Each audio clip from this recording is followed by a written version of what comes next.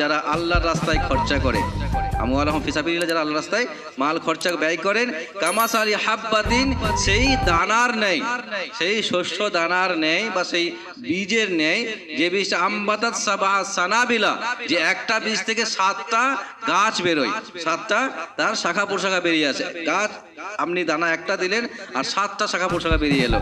আর তাতে কি বলে, ফি কুল্লি সুম্বুলাতিন মিয়াতু হাব্বা, প্রত্যেকটা শাখায় আবার 100টা করে আরো দানা আছে। কিন্তু তাহলে আপনি দিলেন 1 টাকা, আল্লাহ তা থেকে আপনাকে দেখাচ্ছে কত, 700 গুণ দেখাচ্ছেন। তিনি আরো পরে বলছেন, ওয়াল্লাহু ইউযাইফু লিমান ইয়াশা, আল্লাহ যাকে চান তাকে আরো বেশি দিতে পারেন।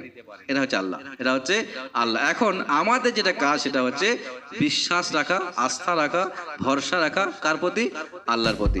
যে আল্লাহ রাব্বুল আলামিন আমাকে একেবারে মায়ের পেট থেকে হওয়া শুরু করে নিয়ে আজ পর্যন্ত এতটা বাড়ি আনতে পেরেছেন, তিনি বাকিটাও